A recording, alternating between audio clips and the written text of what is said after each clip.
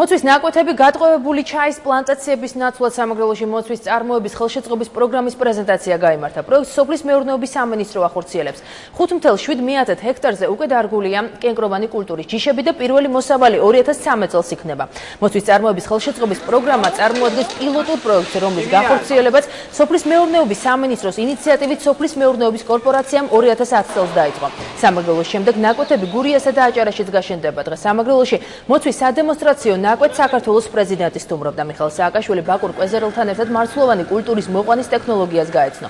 პრეზიდენტის თქმით, მოცვის წარმოება სოფლის მეურნეობისათვის და ადგილობრივი მოსახლეობისთვის საკმაოდ მომგებიანია, რადგან ქვეყანას პროდუქტის გასაღების გარანტირებული ბაზარი ექნება. აქ ახლა ჩვენ გავს 10 ჯიშს სასტეღად, რომელიც მეტად გავა. იყო ორი გამოსავალი, ან დაგვეცადა, სანამ ჩაის ხალხი თვითონ დაელოდება, რომ ჩაის პლანტაციები ბოლომდე გახმება აქ, იმიტომ რომ მთლიანად ჩაის გამოყენება შეუძლებელია, დიდი ნაწილი პლანტაციების აღორძინდა, მაგრამ ერთ ნაწილს ვერაფერს ვეღარ უსამნო და თან ხდება მეორე დაჭაობა, იმიტომ რომ თავის დროზე ჭაობები ამოაშრეს, ჩაირგოეს, მერე ხელახლა ხდება ისე დაჭაობება, ამიტომ უფრო სწორი გზა ამოარჩიეთ, უნდა ჩვენ თვითონ სახელმწიფომ შევქმნათ სტანდარტები, თუ რა არის უფრო მომგებიანი სოფლის მეურნეობა. რამდენჯერ უფრო მომგებიანია მოცვი სხვა პროდუქტები? ამის სტაბილური ფასია 1 კილოგრამის $2, მაგრამ ჩვენ გვაქვს უპირატესობა სხვა მწარმოებელ ქვეყნებთან შედარებით. ჩვენ გვაქვს გასაღების გარანტირებული ბაზრები და კლიმატი უწყობს ხელს და თქვა სხვა განუდის მოდის მოსავალი ივლისში, ხო? ივნისში იწყება მოსავალი. და ჩვენ შეგვიძლია ივნისში მოვყოთ. ესე ჩვენ უნდა ვაზროვნოთ გლობალურად, უნდა შევხედოთ სამყაროს გარშემო, ხო? არის თქვა ვინ არის ამის წარმოებელი, თქვა ბალკანეთის ქვეყნები, ევროპაში სხვა 1-2 ქვეყანა, აზიაში 1-2 ქვეყანა, ხო?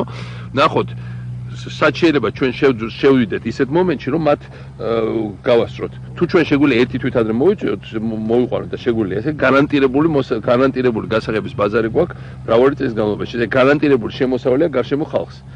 და მეორე ასევე არსებობს ველური ეს მოცვი, რომელიც ზემოთ არის მთებში და ტყეებში და იქ საშუალებებს ვაყენებთ, რომ უბრალოდ ძალიან ბევრი ადამიანი შეაგროვოს და ბევრ ადამიანს გაუჩნდეს ელემენტარული შემოსავალი.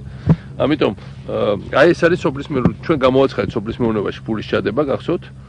მე ჩემს საპარლამენტო გამოსვლაში, მაგრამ ერთია რომ პარლამენტის ტრიბუნაზე ყელი მოიღერო და თქვა და მეორეა რომ აგერო, ჩამოხვიდე, ჩარგო და გააკეთო. და ეს კეთდება ყველაფერი, რაც თქვით, ყველაფერს მივიყვანთ ბოლომდე. ეს დაპირება ნამდვილად შესრულდება, იმიტომ რომ ეს არის ჩვენი ადამიანების ელემენტარული შემოსავლის წყარო, ელემენტარულად ოდნავ მაინც წელში გამართული ჩვენი ოჯახები და ამაზე უფრო მნიშვნელოვანი რა თქმა უნდა არაფერი არ არის.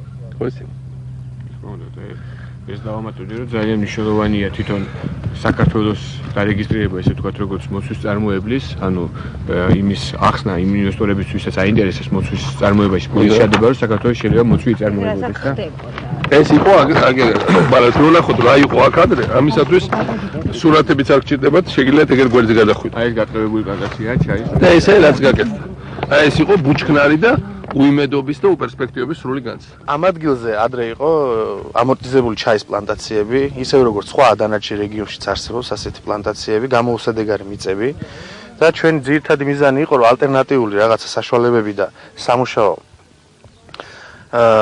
გარემო შეგვექმნა ადგილობრივი მოსახლეობისათვის, ფერმერებისათვის, დაინტერესებული მეწარმეებისათვის და გლეხური მეურნეობებისათვის.